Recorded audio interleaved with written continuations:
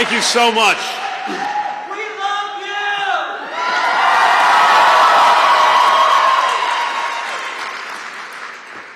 you! It's so good to be in South Bend. Sometimes the longest way around really is the shortest way home.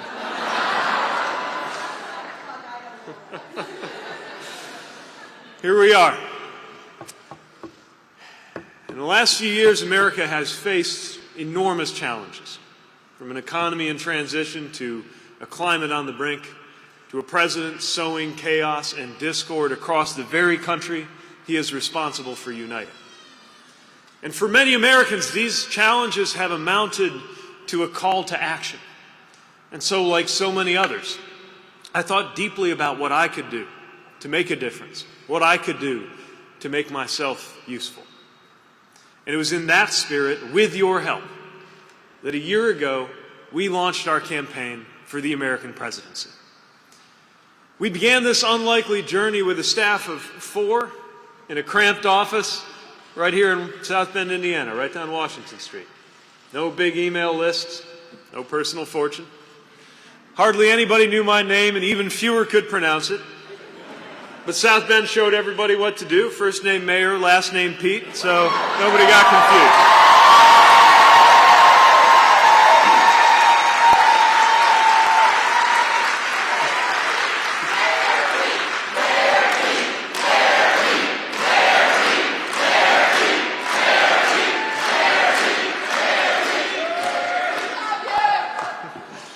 But by every conventional wisdom, by every historical measure, we were never supposed to get anywhere at all. And then, as I said, that roller coaster February night a few weeks ago when Iowa shocked the nation, along that way, an improbable hope became an undeniable reality.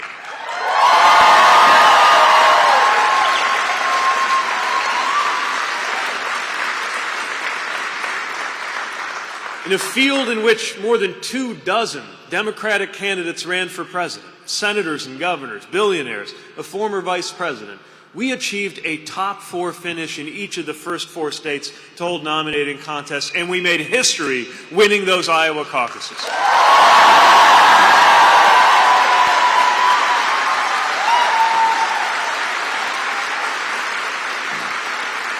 And all of that, it came about thanks to your support.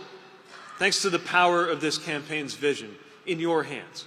It proved that Americans really are hungry for a new kind of politics, rooted in the values that we share. In cities, in suburbs, in rural communities, in crowds that spilled out of venues from Salt Lake City to Raleigh to Arlington, we saw Americans ready to meet a new era of challenge with a new generation of leadership. We found countless Americans ready to support a middle-class millennial mayor from the industrial Midwest, not in spite of that experience, but because of it, eager to get Washington to start working like our best-run communities and towns.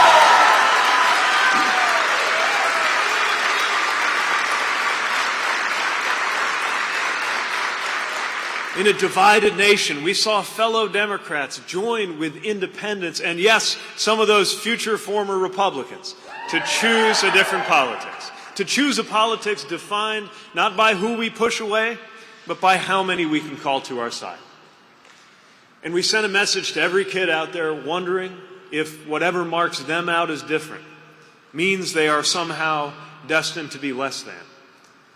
To see that someone who once felt that exact same way can become a leading American presidential candidate with his husband at his side.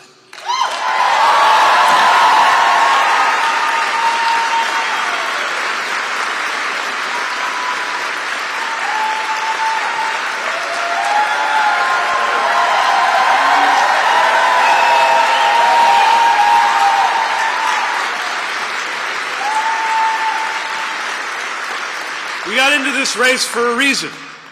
We got into this race in order to defeat the current president and in order to usher in a new kind of politics. And that meant guiding our campaign by the values we like to call the rules of the road.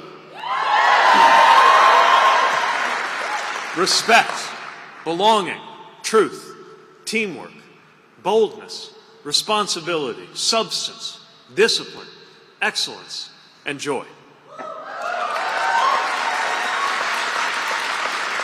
And every decision we made was guided by these values.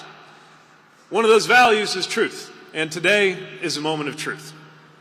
After a year of going everywhere, meeting everyone, defying every expectation, seeking every vote, the truth is that the path has narrowed to a close for our candidacy, if not for our cause. And another of those values is responsibility. And we have a responsibility to consider the effect of remaining in this race any further. Our goal has always been to help unify Americans to defeat Donald Trump and to win the era for our values.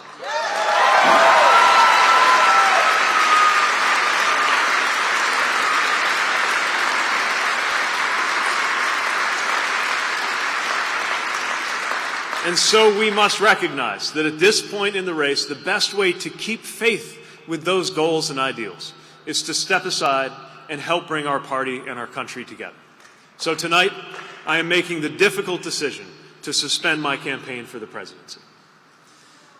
I will no longer seek to be the 2020 Democratic nominee for president, but I will do everything in my power to ensure that we have a new Democratic president come January.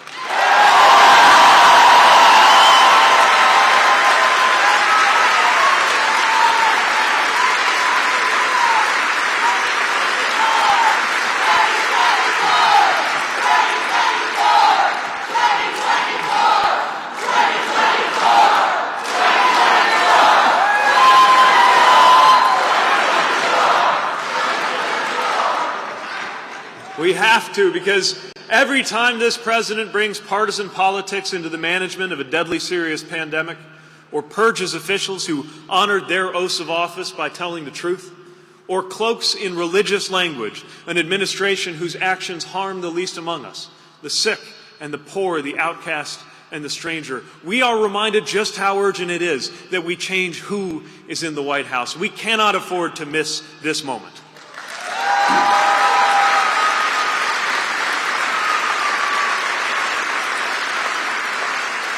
With every passing day, I am more and more convinced that the only way we will defeat Trump and Trumpism is with a new politics that gathers people together. We need leadership to heal a divided nation, not drive us further apart. We need a broad-based agenda that can truly deliver for the American people, not one that gets lost in ideology. We need an approach strong enough not only to win the White House, but to hold the House, win the Senate, and send Mitch McConnell into retirement.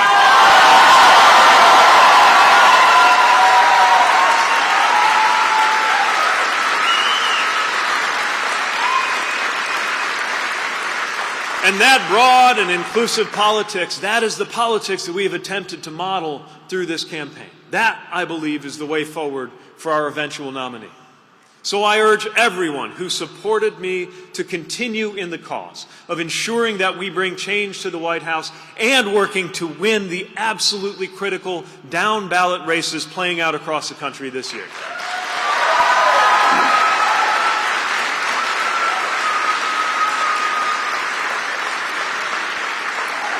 There is simply too much at stake to retreat to the sidelines at a time like this.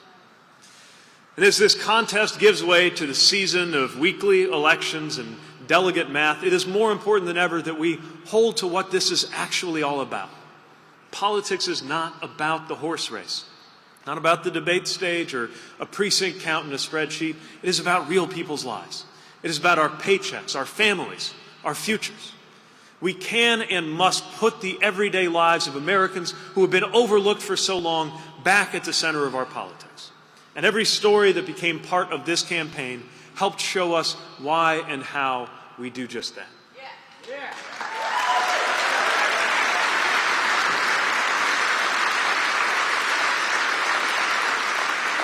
Now, politics is about people, and that is especially true of the people who touch this campaign. To my competitors in a historically diverse field, those who have stepped aside and those still competing, thank you for demonstrating what public service can be.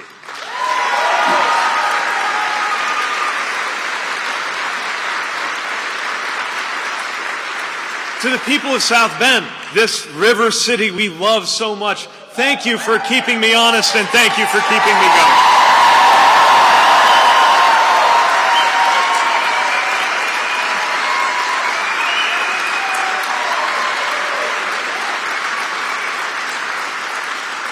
And to our Pete for America family, I cannot express how grateful I am to every staffer, every volunteer, every supporter who believed in what we were building.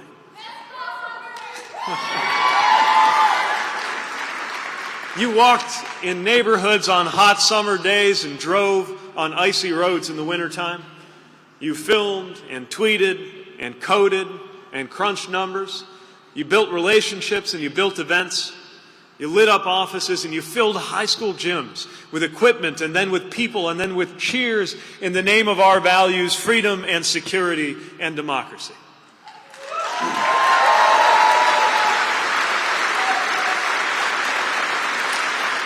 Our contributors, so many of you dug deep to fuel this campaign.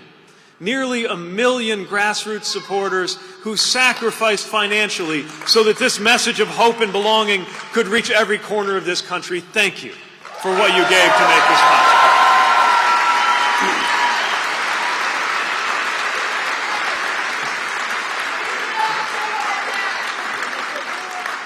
Online, in person, with family and with friends and with total strangers, you shared your personal stories and you made the life of this campaign part of your own. What you did and the way you did it was how we could show, not just tell, the kind of campaign we could be and the kind of country we will build. You made me proud every single day.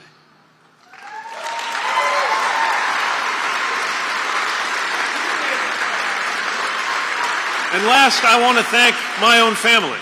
My mom, who not only helped raise me, but put her love of language into work, answering letters for the campaign.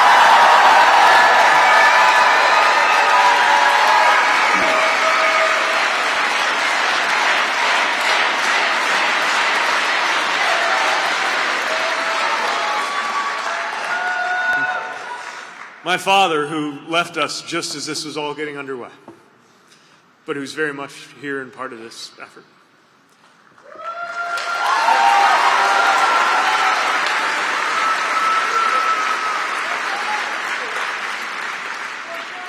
And to the guy who took a chance on a first date with somebody all the way in South Bend, Indiana, and never looked back, Casson, I can't wait to spend the rest of my life with you.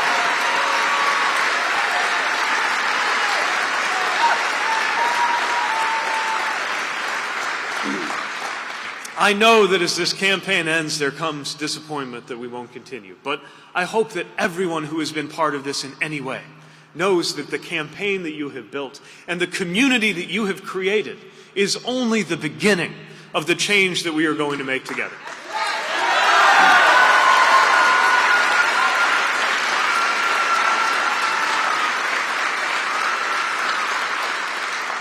My faith teaches that the world is not divided into good people and bad people, that all of us are capable of good and bad things.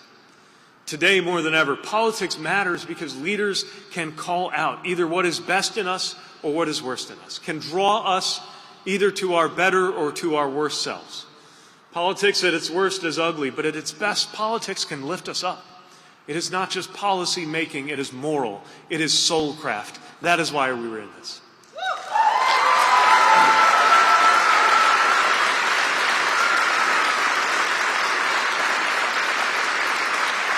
Earlier today, we were in Selma, marching in commemoration of the Civil Rights Movement on the Edmund Pettus Bridge, where I was humbled to walk in the symbolic and the literal shadows of heroes who 55 years ago made America more of a democracy than it had ever been by their blood and by their courage.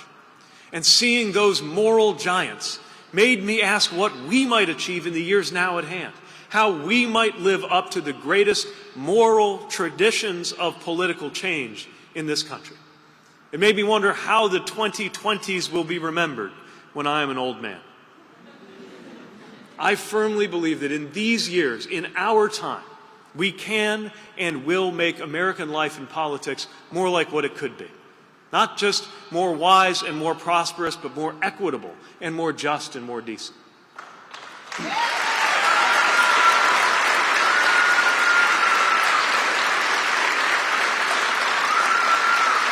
Think about how proud of our time we could be if we really did act to make it so that no one has to take to the streets in America for a decent wage because one job is enough in the United States of America, whether you went to college or not.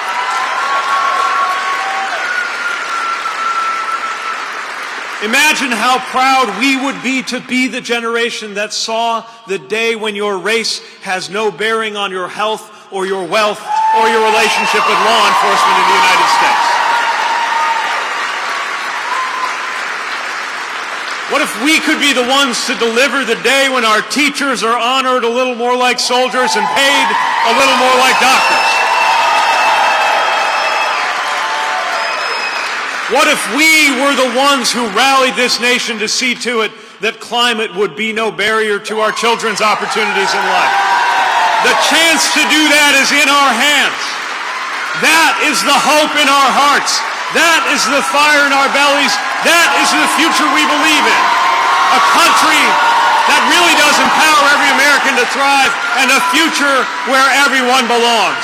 Thank you for sharing that vision. Thank you for helping us spread that hope. Thank you so much. Let's move on together. Thank you.